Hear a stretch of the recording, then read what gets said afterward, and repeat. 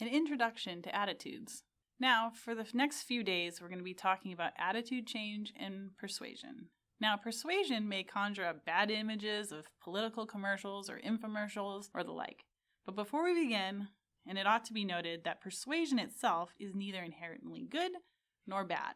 Whether or not it's good or bad depends largely on the attitudinal context itself.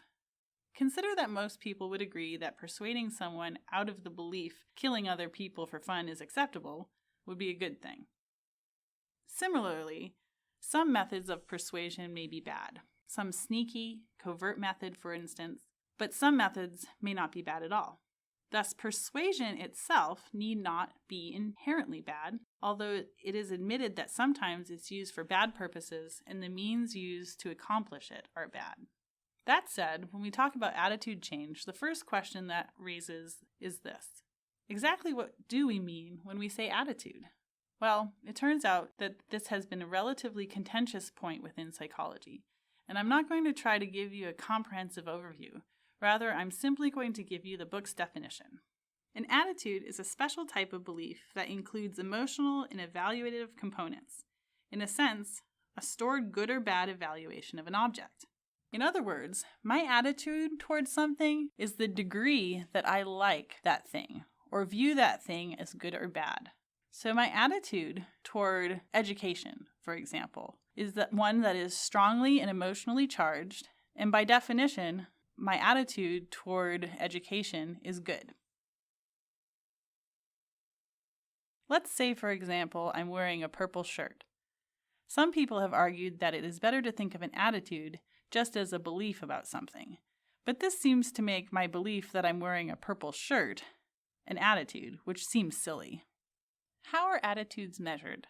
This sounds like a simple question, but it turns out to be a potentially complicated measurement problem. Attitudes are often, as with public opinion polls, measured by a simple yes or no, or by a Likert type scale. This asks how much a person agrees or disagrees on a 7-point scale, where 1 equals not at all and 7 equals very much. However, this method of self-report has many potential problems. First, the wording of the question can have an impact on whether someone agrees with it. We call this framing, or framing of the question. For example, when Americans were asked about assistance to the poor, 63% said too little money was spent on it. However, when asked about welfare, only 19% said too little money was spent on it, even though it gets at the same thing. Similarly, the context in which the question is asked can impact the reported attitude. For example, for persons asked to agree or disagree with the statement, people should have the freedom to express their opinions publicly, were more likely to say yes if they had previously answered a question about the Catholic Church rather than the American Nazi Party. Some attitude questions may be particularly prone to what are called social desirability biases. That is, due to the fact that people want to look good, they may not express their true opinion. In other words, if they perceive an opinion may be perceived as distasteful, they may withhold it. We saw an example of this in the most recent election.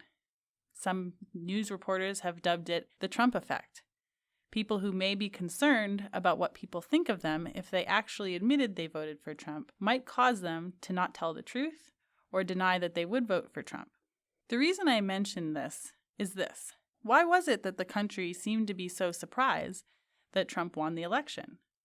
Well, the most plausible reason is that even in our political climate of democracy, it might not be considered cool to admit supporting a non-politician running for president. Some researchers, however, have attempted to develop more fine-grained measures of attitudes, such as by means of using lie detector tests or implicit belief tests. But more conventional methods try to measure outward behavioral signs. For example, one study has suggested that head nodding and head shaking are correlated with attitudes. Students were more likely to nod when listening to an opinion about lowering tuition costs, which presumably they agreed with, and more likely to shake their head when listening to an opinion about raising tuition costs, which they presumably disagreed with.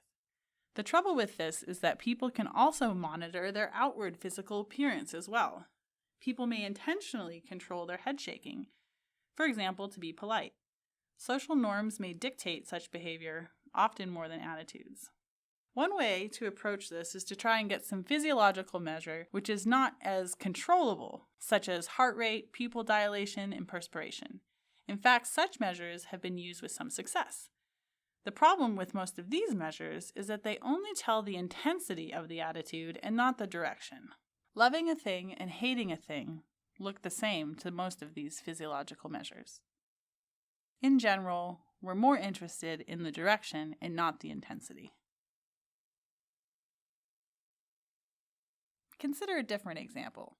Suppose you wanted to, as many powerful companies frequently attempt to, persuade people on the merits of any particular product, but let's use, for example, beer. You thus want to try to change people's attitudes toward beer from bad to good. Well, one of the ways in which you could do this is to discuss rationally and logically the many merits of drinking beer. Logically and rationally. Well, you know it's working because it tastes like tree bark and because it makes your head hurt. Okay, well maybe beer wasn't such a great example. You can see why beer companies have to use other methods besides the central route. So let's talk about the peripheral route.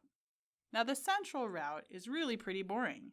It simply suggests that we're very impacted by strong arguments and less impacted by weak arguments.